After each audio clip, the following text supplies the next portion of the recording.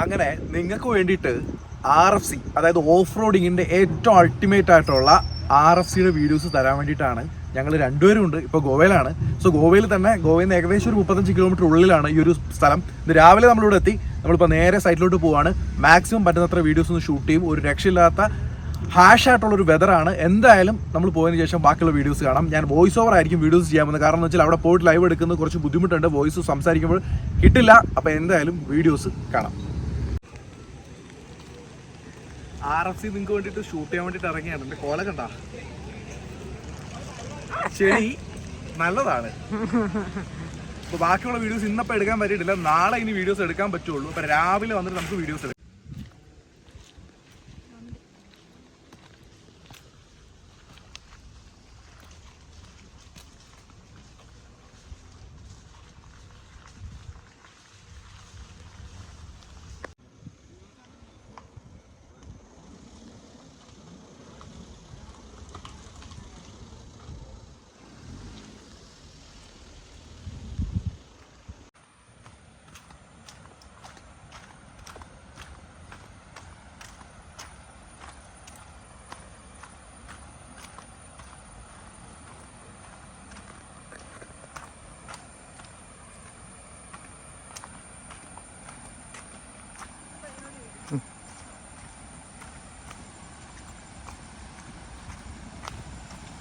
भाई पास है ना? थोड़ा दूर है. कितने हैं? राइट है ना उधर है? हाँ. उधर एक राइट है. हाँ, हाँ. 1 किलोमीटर है ना? हाँ होगा, उससे थोड़ा कम होगा. Okay thank you. 1 किलोमीटर इविടുന്ന് ऐसा राइट है ना? राइट. हाँ राइट. इस उधर जाने के लिए राइट है. ഓക്കെ ഒരു രക്ഷയില്ല കേട്ടോ. ഞാൻ പറഞ്ഞ പോലെ നല്ല ഉഗ്രൻ ഫോറസ്റ്റ് ആണ്. അവിടെ ഒരു വാട്ടർഫോൾസ് ആണെന്ന് തോന്നും. വാട്ടർ ബോഡിയും കാര്യങ്ങളൊക്കെ ഉണ്ട്. അപ്പോൾ നിങ്ങൾ RFC നടക്കുന്ന അത്രയും ടഫസ്റ്റ് ആയിട്ടൊരു സ്ഥലമാണെന്ന് മനസ്സിലാക്കണമെന്നുണ്ടെങ്കിൽ നമ്മൾ ഈ പോകുന്ന വഴി മാത്രം കണ്ടാൽ മതി.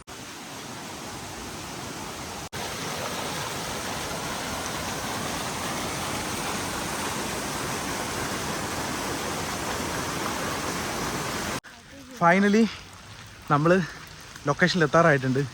അപ്പോൾ എത്താറാകുമ്പോൾ ആ ഫോറസ്റ്റിൻ്റെ ഒരിത് കണ്ടോ. ഇങ്ങോട്ടുള്ള വണ്ടികളൊക്കെ ഗ്രൗണ്ട് ക്ലിയറൻസ് ഉള്ള വണ്ടി. ഇപ്പോൾ നമ്മുടെ സോൾജർ ഉണ്ടായിരുന്നെങ്കിൽ നമുക്ക് കൊണ്ടുവരായിരുന്നു. പക്ഷേ അല്ലാതെ വരാൻ പറ്റില്ല. ഗ്രൗണ്ട് ക്ലിയറൻസ് ഉള്ള വണ്ടികളൊക്കെ ഇതാ ഒരു ഗ്രാൻഡ് വിറ്റാര, പഴയ ഗ്രാൻഡ് വിറ്റാരയാണ്. എന്താ അപ്പോൾ ഇതൊക്കെ കയ്യിലുള്ളതിൻ്റെ ഒരു ഗുണമെന്ന് പറഞ്ഞാൽ ഒരു രക്ഷയില്ല കേട്ടോ. ഫോറസ്റ്റിൻ്റെ ആ ഒരു തിക്നെസ് കണ്ടോ. നല്ല കിടിലെന്ന് പറഞ്ഞാൽ കിടിലൻ ഫോറസ്റ്റാണ്. അപ്പോൾ നമ്മൾ ഓൾമോസ്റ്റ് ലൊക്കേഷനിൽ എത്താറായിട്ടുണ്ട്. ആൾക്കാരൊക്കെ അവിടെ നിൽക്കുന്നുണ്ട്. അപ്പോൾ ഞാൻ പതുക്കെ ക്യാമറ ഒന്ന് മരട്ടെ. കുറച്ച് എൻജോയ് ചെയ്യണം. നിങ്ങൾക്ക് കുറച്ച് വീഡിയോസ് കാണിച്ചു തരണം. മാക്സിമം പറ്റുന്നതൊക്കെ കാണിച്ചു തരാം. ഓക്കെ. വണ്ടികളൊക്കെ താഴെയായിട്ട് കിടപ്പുണ്ട്. അതിൻ്റെ സ്കൂട്ടറിയും കാര്യങ്ങളൊക്കെ ഇവിടെ നടക്കുന്നുള്ളൂ.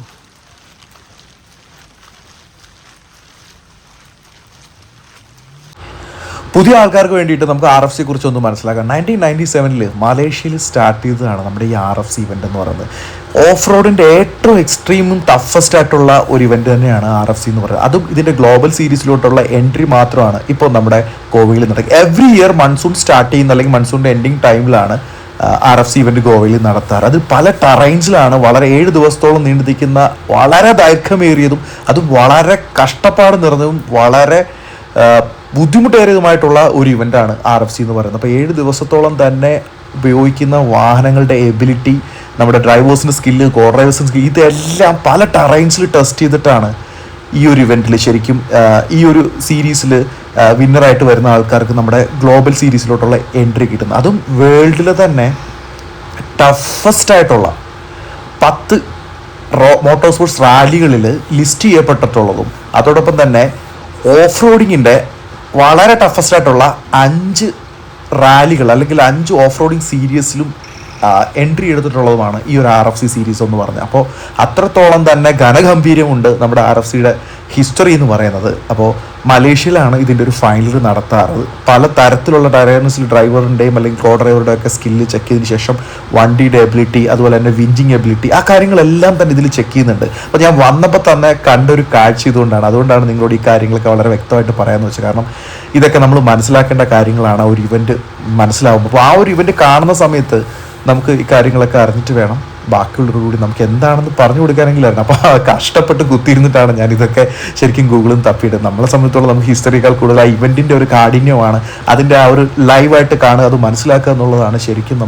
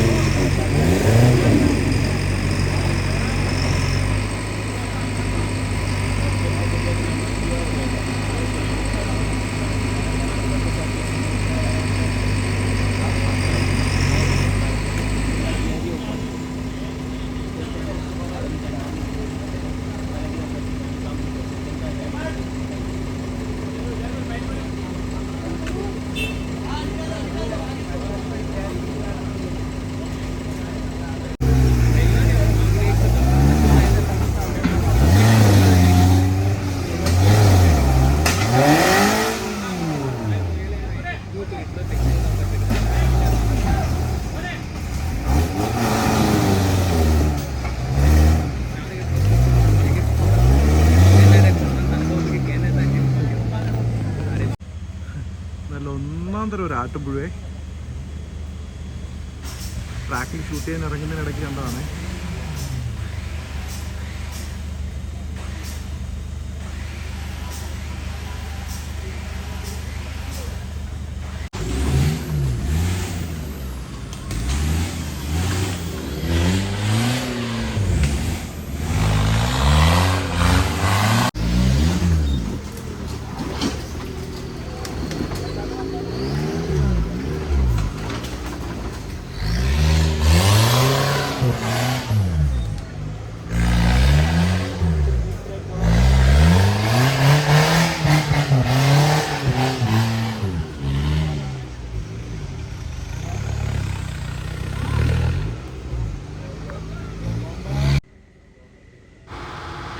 നമ്മൾ ഓഫ് റോഡിങ്ങിൽ കണ്ടുകൊണ്ടിരിക്കുന്ന കുടുങ്ങും വീണ്ടും കയറും എന്നുള്ള ഒരു കാര്യം നമ്മൾ എപ്പോഴും പറയാറില്ലേ, തമാശയെങ്കിലും ഇങ്ങനെ പറയുന്നതിൻ്റെ എക്സ്ട്രീമായിട്ട് ഒഫീഷ്യലായിട്ട് ചെയ്യുന്ന ആ ഒരു വിഞ്ചിങ് ആണ് നിങ്ങളിപ്പോൾ കണ്ടുകൊണ്ടിരിക്കുന്നത്. ഒരു ഇവൻറ്റ് സ്റ്റാൻഡേർഡിൽ എത്തുമ്പോഴത്തേക്ക് ശരിക്കും കോ ഡ്രൈവറേക്കാളും കൂടുതൽ കഷ്ടപ്പെടേണ്ടി വരുന്ന ആ ഒരു സാഹചര്യമാണ് നമ്മളിപ്പോൾ കണ്ടുകൊണ്ടിരിക്കുന്നത്. അത് ശരിക്കും വളരെ എന്താ പറയുക, ഒന്നും പറയാനില്ല അതിനെക്കുറിച്ച്. കാരണം അത്രത്തോളം ഫാസ്റ്റായിട്ടാണ് ആ കോ ഡ്രൈവറെ സപ്പോർട്ട് ചെയ്യുക, ഒരു ടീമിനെ ഒരു ഫസ്റ്റ് റേസ് കിട്ടാൻ വേണ്ടിയിട്ട് അല്ലെങ്കിൽ അതൊന്നും വിജയിക്കാൻ വേണ്ടിയിട്ട് അത്രത്തോളം ഹാർഡ് വർക്ക് ചെയ്യുന്നതുകൊണ്ടാണ് ഈ ഒരു വണ്ടിയൊക്കെ ഇത്രത്തോളം കയറിപ്പോകുന്നുള്ളത് നമ്മൾ ഈ ഒരു കാഴ്ച കാണുമ്പോൾ മനസ്സിലാക്കേണ്ട കാര്യം തന്നെയാണ്.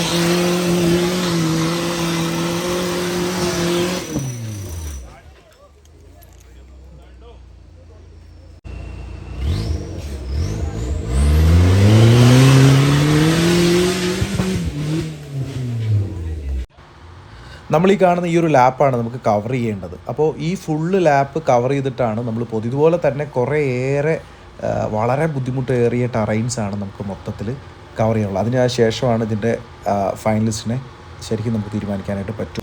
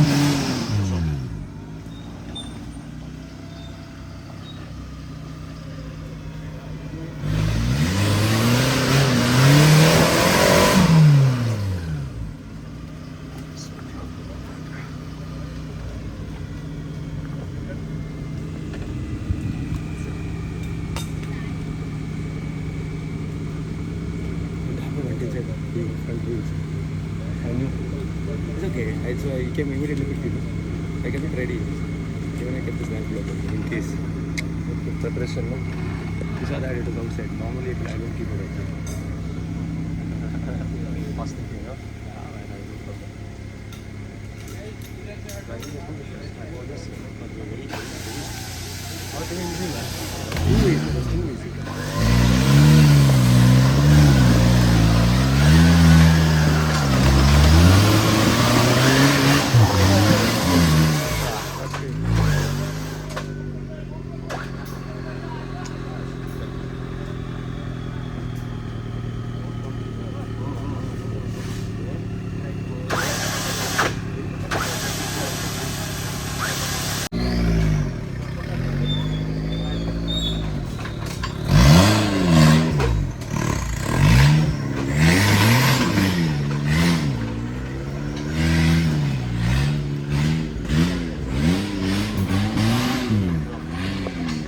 അങ്ങനെ ഇതുവരെ RFC എന്താണെന്ന് അറിയാൻ പറ്റാത്തവർക്ക് RFC എന്താണെന്ന് അറിയാനും അതിൻ്റെ ഒരുപാട് നല്ല ഷോർട്സും വീഡിയോസൊക്കെ നിങ്ങൾ കാണുകയുണ്ടായി.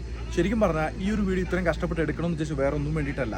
നമ്മുടെ സർക്കാരെങ്കിലും ഇതൊക്കെ ഒന്ന് മനസ്സിലാക്കിയതിന് ശേഷം നമ്മുടെ നാട്ടിലും ഇതൊക്കെ വളരെ സിമ്പിളായിട്ട് ചെയ്യാവുന്നുള്ളൂ. അതിന് പറ്റിയ ടറൈൻസ് നമ്മുടെ നാട്ടിലുണ്ട്. ഇതൊരു ഓർമ്മപ്പെടുത്തലും മനസ്സിലാക്കലും കൂടിയാണ്. ഇനിയും ഒരുപാട് ആൾക്കാർ ഈ ഒരു മേഖലയിൽ വളർന്നു വരുന്നുണ്ട്.